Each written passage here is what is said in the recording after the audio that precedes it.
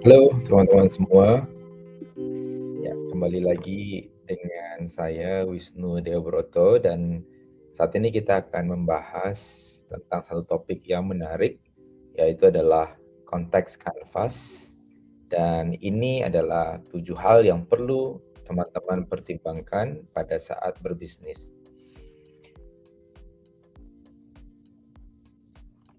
Jika kita seorang wirausaha atau kita menjalankan usaha, pastinya diharapkan kita mempunyai beberapa sudut pandang. Ada dua sudut pandang yang penting yang kita tahu pada saat kita menjalankan sebuah usaha atau bisnis. Yang pertama itu adalah design thinking. Design thinking ini yang memang fokus ke human centered, ke orang, ke customer. Dimana kalau teman-teman lihat pada saat kita berbicara design thinking, kita berpikir luas dulu, melakukan observasi, kemudian kita mendengar customer, merasakan, dan sebagainya, hingga nanti pada saatnya kita bisa memberikan produk yang sesuai dengan harapan dan kebutuhan customer. Di sisi lain, sebagai seorang wirausaha, kita harus berpikir future thinking. Nah, disinilah kita dituntut untuk memprediksi apa yang akan terjadi di masa yang akan datang. Dari situ, kita bisa melihat tren, melihat sinyal, atau dorongan-dorongan atau drivers, forecast, dan sebagainya, sehingga kita bisa membuat sebuah inovasi atau beberapa inovasi yang bisa kita tawarkan kepada customer di masa yang akan datang. Itulah yang kita sebut sebagai bagian dari ekosistem sebuah bisnis. Ekosistem bisnis ini adalah jaringan organisasi yang terlibat dalam penyampaian produk atau layanan tertentu melalui kompetisi sekalipun. Atau yang paling menarik adalah kolaborasi.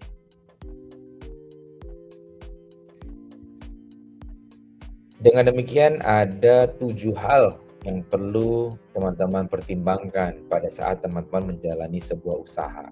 Dan ini adalah bagian dari future thinking. Apa yang teman-teman akan prediksi terjadi di masa yang akan datang? Ternyata ada 7 hal itu. Di mana seorang wirausaha diminta untuk memprediksi apa kira-kira yang akan terjadi kaitannya dengan demographic trend atau perubahan jumlah penduduk, ada usia, ada pendidikan maupun pekerjaan. Kemudian yang kedua, ini yang sangat berpengaruh juga terhadap bisnis kita, yaitu adalah rules dan regulation. Kedepan kira-kira aturan baru atau yang datang dari pemerintah atau yang memang bisa mempengaruhi bisnis kita, itu harus kita definisikan, kita harus identifikasi sebelumnya, sehingga kita bisa melakukan antisipasi. Yang ketiga adalah economy and environment. Di sini kondisi lebih ke ekonomi secara menyeluruh, termasuk di dalamnya ada inflasi, ada daya beli masyarakat, ada lingkungan, ada perubahan iklim, isu limbah, dan sebagainya. Yang keempat, yang ini adalah salah satu forces atau dorongan yang mungkin ini menjadi salah satu concern bagi banyak wirausaha, yaitu adalah competition. Identifikasi siapa kira-kira kompetisi atau mungkin competition di masa akan datang. Siapa pesaing teman-teman? Siapa pesaing usaha teman-teman? Ada pemain barukah atau memang ada pemain lama dengan produk barukah?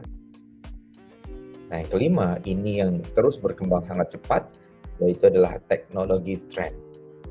Teknologi apa yang memang bisa jadi akan muncul, atau yang sudah ada tetapi dengan format yang berbeda. Apakah itu bisa mengganggu atau bahkan bisa membantu bisnis teman-teman sekalian. Berikutnya yang keenam adalah customer needs, yang dikenal selalu berubah. Apa yang sedang dibutuhkan, apa yang sedang diinginkan customer, kita harus prediksi di masa akan datang. Yang ketujuh dan yang terakhir adalah uncertainties. Dan inilah yang memang dikenal sangat mungkin menakutkan bagi sebagian besar wirausaha. Karena ini adalah kondisi yang tidak menentu. Tapi ingat, sebagai seorang wirausaha, kita bisa melihat ketidakpastian ini menjadi sebuah peluang. Artinya, prediksi kira-kira hal-hal apa yang belum tentu bisa terjadi, tetapi ini akan memberikan dampak besar bagi perusahaan teman-teman sekalian. Salah satu yang terjadi di beberapa waktu lalu seperti pandemi atau peperangan atau bahkan potensi ada krisis yang dialami secara global. Ini adalah bentuk konteks map canvas yang ada 7 tadi.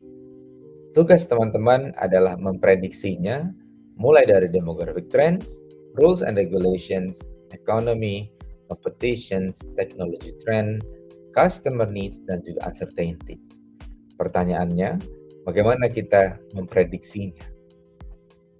Kita bisa melakukan dengan banyak hal, dengan cara melihat research, jurnal, kemudian kita bisa melihat data-data dari search engine, Google, dan sebagainya. Atau di zaman sekarang ini, teman-teman bisa menggunakan AI atau Artificial Intelligence. Ada beberapa AI yang teman-teman bisa gunakan. Yang pertama pastinya adalah ChatGPT, ya. Dan ini sangat-sangat populer di kalangan kita. Dan yang kedua, yaitu favorit saya adalah Perplexity. Di mana Perplexity ini memang fokus mencari data-data yang memang benar-benar eksis gitu ya, dan bisa di-trace datanya dari mana. Silahkan explore bentuk AI lainnya, atau bahkan teman-teman punya favorit artificial intelligence tersendiri, silahkan dan mulai cari apa kira-kira prediksi yang akan terjadi di masa akan datang. Berikut adalah caranya. Jadi teman-teman kalau sudah dapat data, silahkan menggunakan post-it digital yang kemudian ditempel di situ dengan ada poin 1, poin 2, di demographic trend bisa poin 3, 4, dan sebagainya. Begitu juga setelah itu teman-teman cari apa kira-kira yang terjadi di masa akan datang berkaitan dengan rules and regulation. Ada poin 1, 2, 3, 4, dan sebagainya. Dan lakukan secara terus-menerus. Jika bertanya kira-kira seberapa jauh kita harus berpikir? Teman-teman, kalau ini kita berbicara mengenai jangka panjang, di mana range waktu yang teman-teman prediksi di masa akan datang, itu bisa teman-teman gunakan untuk mempersiapkan produk-produk atau jasa-jasa yang akan fit tidak di masa yang sekarang tetapi di masa yang akan datang. Sehingga teman-teman bisa pilih antara 10 sampai 20 tahun ke depan. Dan ini yang menjadi menarik karena disinilah teman-teman diajak untuk melihat research, untuk melihat prediksi yang bisa jadi peluang di masa yang akan datang. Konteks kanvas ini diambil dari buku yang menurut saya menarik dan ini menjadi favorit saya juga, yaitu Design a Better Business. Silahkan teman-teman jika ingin membacanya lebih lanjut, silahkan banyak tersedia di toko buku dan ini menarik sekali buat kita sebagai seorang wirausaha.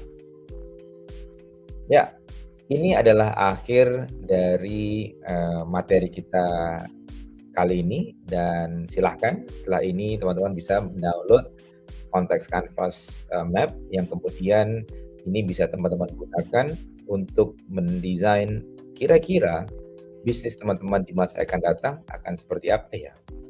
Oke, sampai ketemu di sesi berikutnya dan salam kewirausahaan buat teman-teman semua.